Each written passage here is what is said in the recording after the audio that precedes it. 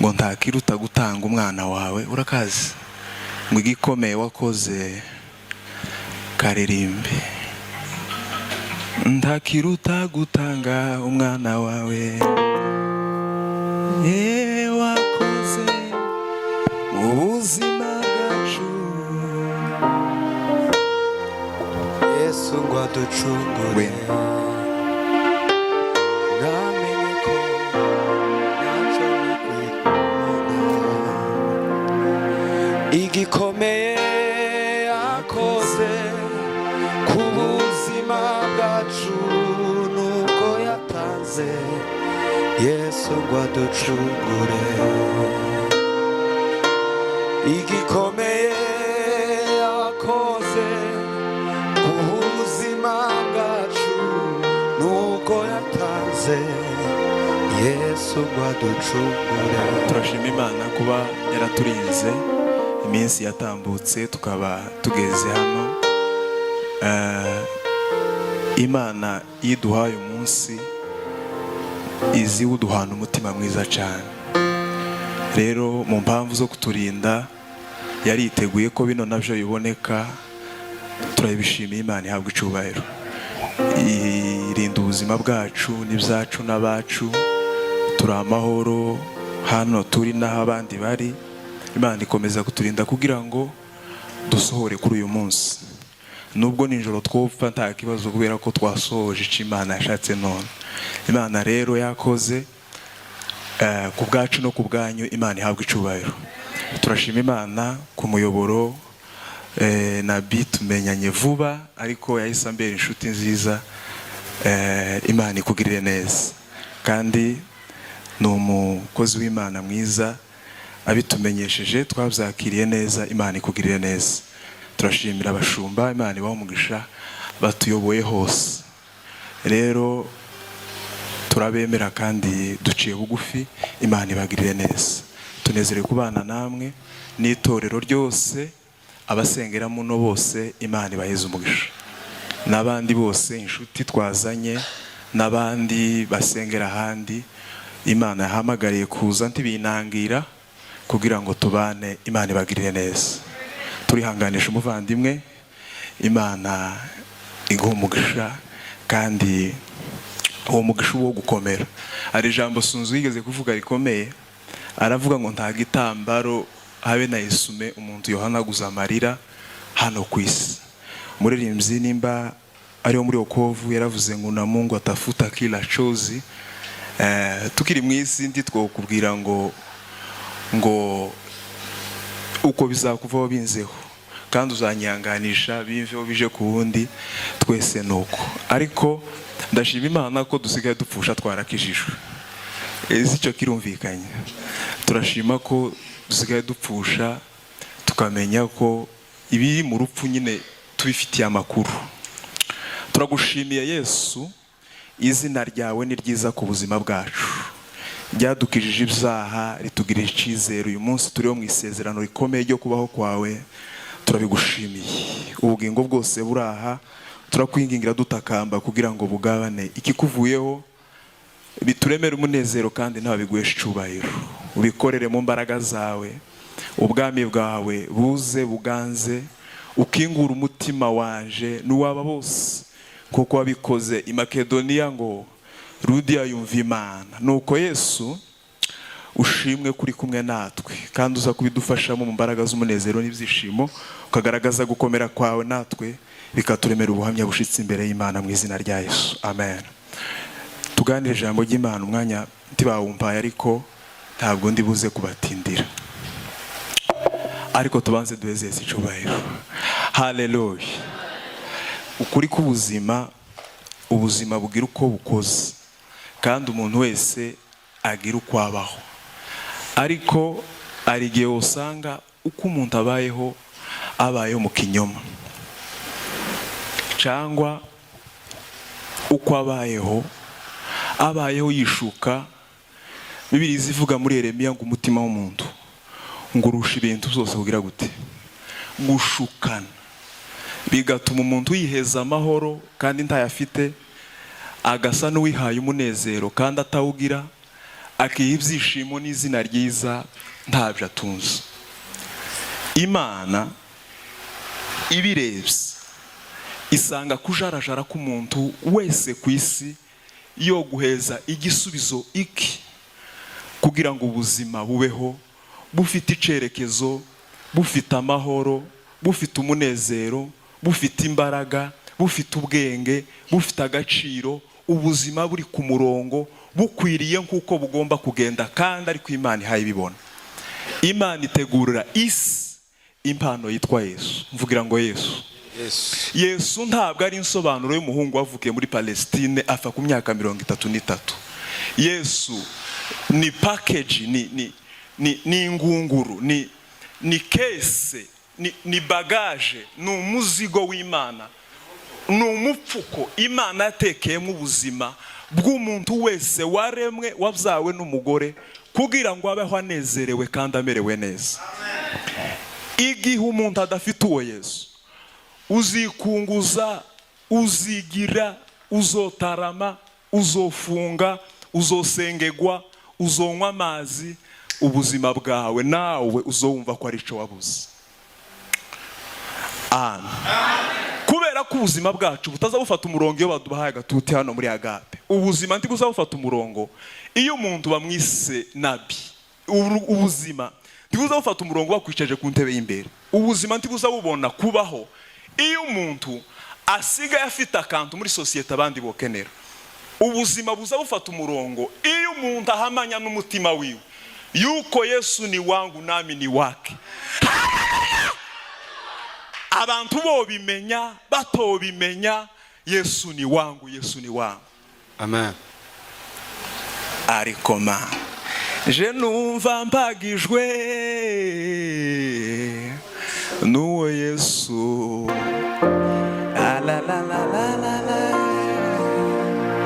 Tripasokita. Ibibazo byanje nasikia mimi nimetosheka. Bwana Yesu maisha wangu sioni haja ya kutangatanga sababu ya shida na matatizo. Alitembea Yesu ya bahari, nami nitashinda kama alivyoshinda. Umuite Yesu maishani mwako, maisha yako yatajaa shida. Ukikiri tatizo kwa shughuli zako zitatatizika. Duheze si cyubahiro Yesu ni umwami. Amen. Ariko Imana yarakoze. Nubwo umuntu yopfa adashatse cyangwa atabyaye, Yesu arahagije. Kuko dufatiye Imana mu bana, ingumba zapfuye zitabyaye tuba twatuzishinyagurira. Yesu sabana, Yesu si umutsima. Umuntu uzuvuga ngo nabonye Imana akaza twereka karato kanje kitwa ngo ni boss, akaza twereka utu tumodeli twa boss ko muri Le Parisien, uba wambura Yesu ukazumubaza ku musumari wawe umumanura nabi. Yesu arebye abantu baje. Bwana sifiwe. Arababwira ati by'ukuri timuzanywe nuko ndi umwana w'Imana n'imirimo naberetse, muzanwe n'imitsima mwaraye muriye hano. Ari abantu bazindugwa mu kane bafite ibyo bashaka ku Mana, babibonye ubuzima bwabo ntacyo barebana n'Imana cyane, ariko indirimbo yo kuvuga ngo Yesu yereyemo, Yesu yangereyemo, ubunje haleluya ndanezerewe ndashima. Yesu yangereyemo, Yesu yangereyemo. akavuga ati ndafite naje kuri uno musozi ndafite. Kubera iki? N'abantu Bibiliya ivuga ngo izina ry'Imana ngo risigaye ritukwa ku bwabo. Muzi ko hari abayumbe bataraza mu makanisa, amakanisa hari amahoro. Muzi ko hari amakanisa batarafungurwa umwana wari ukimeze neza. Muzi ko hari abantu batari mu igihe kimwe, abantu bataraza hano bamwe hano umuhana wari utuje, ariko baza badafite aho bubakiye, baza badafite uko basa, baza ari imfururu. Bibiliya ivuga muri Yuda, duheze si cyubahiro. Haleluya. Baza ari ibiti siko n'ibiti, aza agenda gutaka gato ntagira icyatinya no Bwana sifiwe. Nico gituma ibintu by'Imana byafunguwe kubera injyajya kubera abantu badafite element principal. Iyo baduhenda abasore ngo nizo mbaraga zikanisa imbere y'Imana yampabagaye abasore si imbaraga zikanisa. Abasore igihe cy'ikanisa rya mbere ninde musore warubamo? Abasore si imbaraga zikanisa ni Yesu umwana w'Imana. Izo bo bimfungira bo bincira umutwe. Yesu niwe mbaraga z'Imana. Yesu niwe mbaraga z'imiryango. Yesu niwe mbaraga ya couple. Yesu niwe urufatiro. Yesu twese sicuba. Amen. Hallelujah. Yesu niwe mbaraga z'ubuzima. Oh, Yesu niwe mbaraga z'urugo. Yesu niwe mbaraga z'ubuzima. Yesu niwe urufatiro rw'ishuri. Yesu Imana ishimwe kwa gushingendanye. Bwana sifiwe. Bibiliya zivuga nanavuze ngo ndagishima ntangiye. Dawidi yavuze ibintu bikomeye. Usari yageze muri Zaburi aravuga ngo mushime Uwiteka nguko yaremye ibiva bikomeye. Ibi biva n'izuba n'ukwezi. Kandi Dawidi amaze imyaka 3 apfuye. Tumumva ko atari kera cyane. Ariko igizuba ryabereyeho, ko nani defense kubera ko nari naratize. Ariko Imana ishimwe. Yesu niwe mbaraga z'ubuzima. Abamufite umunsi umwe ngo yavuze ibintu bikomeye abigishwa aravuga ati ibingibi nta muntu ushobora kubyihanganira. Arababwira ati namwe murasize Petero kubera ko yaramaze kuguta yaramaze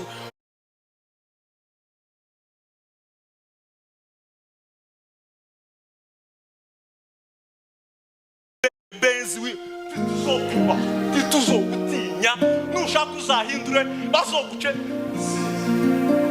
nushaka uzaje Allemagne ube umusedwa ugure wiyongere wikambare usane kwikamagara tuzogutinya umwana wo muri light uzi gupfukama kubaha Imana uwazahorana amavuta n'agaciro. Hallelujah. Azahorana ubwenge. Mungu Baba. Biriziva ngo naho yaba umwana muto uzi kugira gute uzi gusenga Imana ntazagira ubwoba azakomezwa no gusenga kwiwe. Imiryango yacu ntacu atumariye ba data wacu ntacu bakoze. Yesu niwe wakoze zose. Niwe ndirimbo y'ubuzima, niwe gaciro kubuzima. Mweze Yesu cyubahiro sinoma. Bwana sifiwe. Atukuzwe roho. Imetosheka. Yesu wangu asifiwe milele daima. Asifiwe. Asifiwe. Asifiwe milele daima. Bibiri zivuga ngo natinze gasoze kugira ngo Bibiri zivuga ngo wabonye ubushizi bw'amanga bwa Petero na Yohana ngo bibuka ko barabaswa batigishijwe. Bibiri cyo zivuga ngo ntibari bagira training ya theology nta bintu by'ishuri byinshi bari bagira. Baravuga ati bano bantu ni gute ngo ariko ngo babonye ubushizi bw'amanga bwabo n'ingene bameze ngo baratangara abantu batize ngo niki ngo ariko baza kwiruka yuko ngo babanaga n'umwami Yesu. Bwana sifiwe. Hallelujah. Baza kwibuka yuko bano nubwo batize bano nubwo basize ibijyango abangaba nubwo bameze gute bari babana na Yesu. Amen. Nuheza Yesu urufatiro rw'ubuzima bwawe. Imana Bwana sifiwe. Tuzoseba muri isi izuba rikiva inka zigikanwa ku maberane. Bwana sifiwe. Inyoni zikiguruka hano uzohurura umugabo. No twebwe dushaka kwikavaringa ngo abantu bagukunda tuzokwemera n'ubundi batubigusha ariko tuzacamba tuzokwemera kubera iki kubera ko agaciro kawe ntagaraye makoto uzabamara danyu agaciro kawe n'Imana muzamurarana agaciro kawe n'Imana muzamurarana agaciro kawe n'Imana muzamurarana ndabivuza agaciro kawe n'Imana muzamwirirwana n'Imana muzamurarana. Bibiri zivuga ngo Adamu na Eva bameze gukora icyaha ngo biremera ibicoce batangira kwihishira uza. Bwana sifiwe. Ariko Yesu niwe mwambaro umara imbeho. Yesu niwe mwambaro umara imbeho. Yesu Bibiri zivuga ngo kubahamagawe ngo kubayuda Yesu ngo ni ikigusha ngo kubagira ikingo n'ubupfu ngo ariko ngo kubahamagawe ngo niwe mbaraga z'Imana ngo gasubira ku bwenge bw'Imana. Abafite Yesu ni abanyembaraga. Bibiri zivuga ngo umuntu nankunda ngo nzasaba data ngo azaza ngo naje nze ngo tubane nawe. Iyo cortege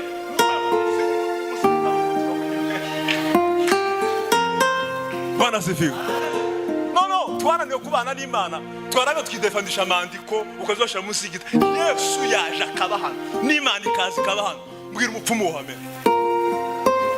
Twananiwe kubaha Imana, tunanirwa kuba bakire, tunanirwa kuba abanyabwenge, amashuri turacikiza, ubuzima ni yerere nikakujya kubwa twamurta. Imana itubabarire. Nico gituma abantu baje bashaka ibiryo birangira batabibonye, birangira batabonye na Yesu. Arakantu usigaye nigira ku bakobwa bitukuje Bwana Sefiwe. Biza birangira atabaye inzobe, bikarangira atirabuye, bikarangira bayiki.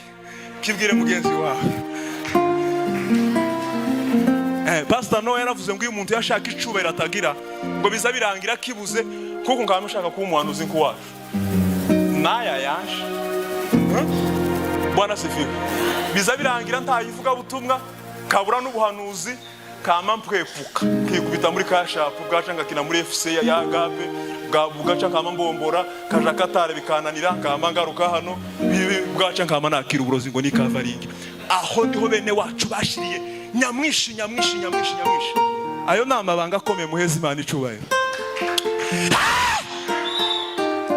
Naho biza bigendera none umuntu akagira ishingana adashoboye, banyirasenga bakazambura ati yewe mwana wimutiritiri uzogutabara.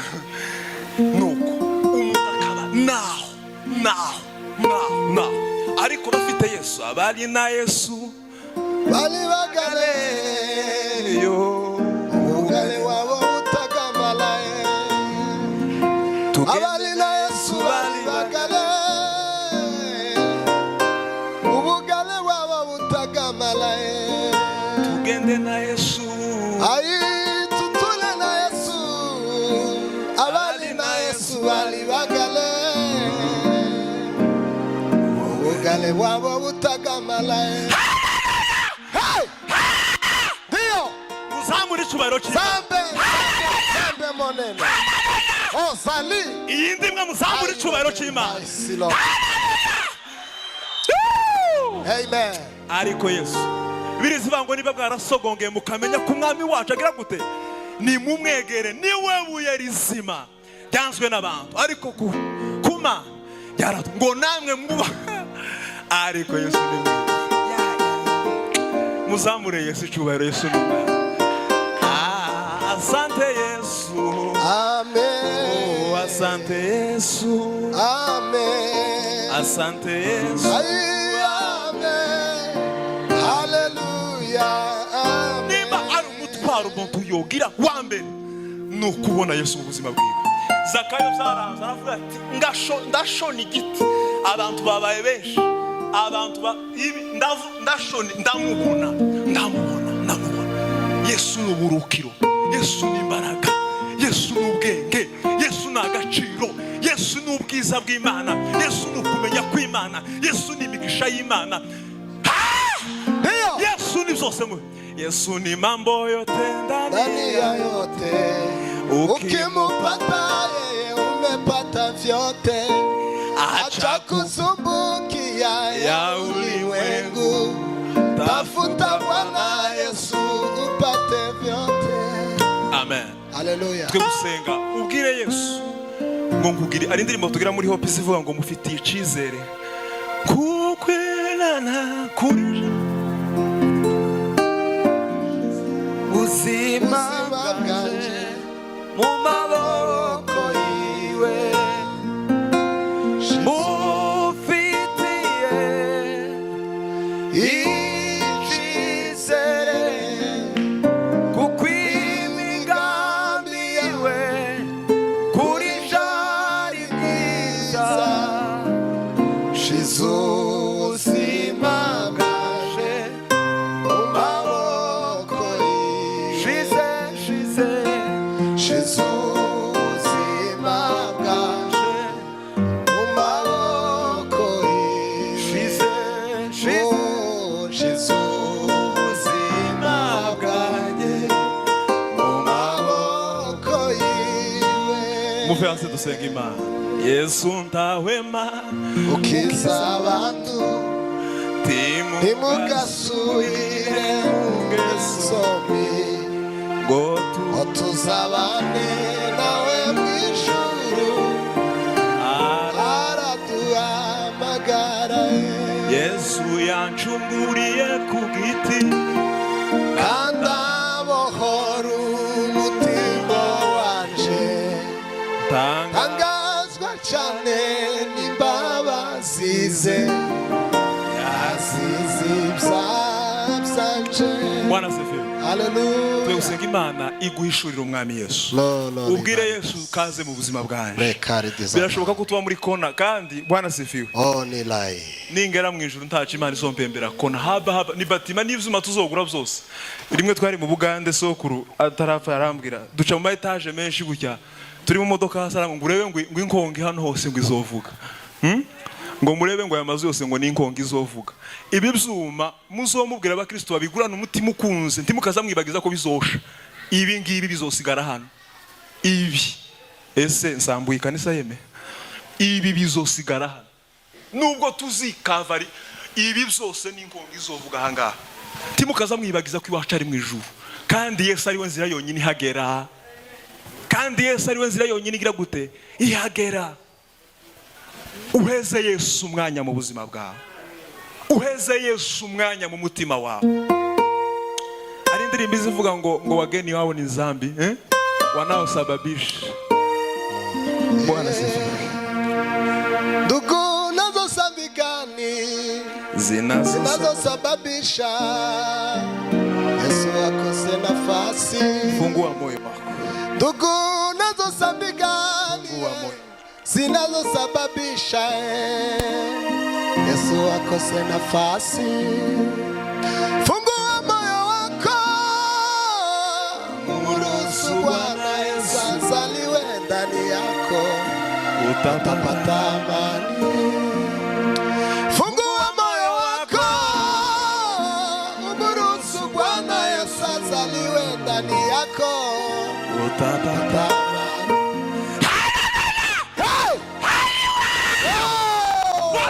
Atukuzwe Roho. Mungu moja. Ta discipline urindisha abana. Zambe monene. Ta security ushira ku mugore. Ta camera de surveillance ushira ku mugore. Yes. Ni usudufatisha umugozi w'umusaraba wiwe. Akaturinda. Amina. Akaduza agaciro akaduha kubaho tugakomera tukanyugwa.